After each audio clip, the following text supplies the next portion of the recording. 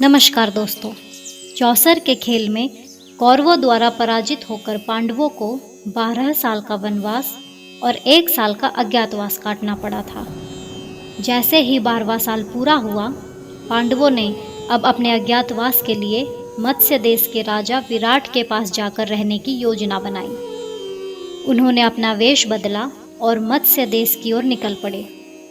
रास्ते में एक खतरनाक जंगल के अंदर एक शमशान में उन्होंने अपने अस्त्र शस्त्रों को छुपाकर रख दिया और उनके ऊपर इंसानों के मरे हुए शरीर और हड्डियां रख दी, ताकि डर के कारण कोई वहां ना आ पाए।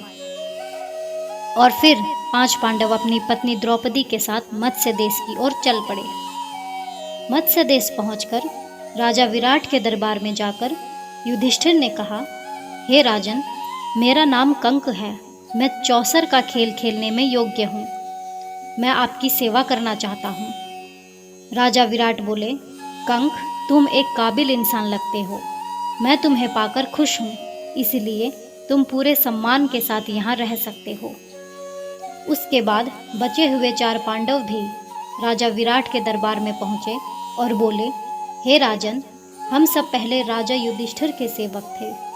पांडवों के वनवास हो जाने पर हम आपके दरबार में सेवा करने के लिए आए हैं। जब राजा विराट ने उनसे उनका परिचय पूछा तो सबसे पहले हाथ में करछी कढ़ाई लिए हुए भीम बोले, महाराज, आपका कल्याण हो। मेरा नाम बल्लभ है। मैं रसोई में खाना बनाने का काम बहुत अच्छी तरह से करना जानता हूँ। मैं महाराज युधिष्ठिर का रसोइया था। सहदेव ने कहा, महाराज, मेरा नाम तंतीपाल है। मैं गाय बछड़ों की नस्ल को बहुत अच्छी तरह से पहचान सकता हूँ। मैं महाराज युधिष्ठिर की गौशाला की देखभाल किया करता था।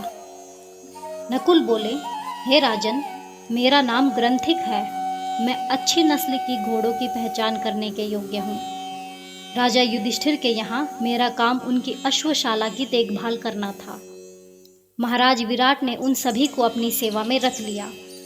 अंत में हाथों में हाथीदांत की चूड़ियां पहने, बालों की चोटी गूंथे हुए अर्जुन बोले, हे महाराज, मेरा नाम ब्रहनला है।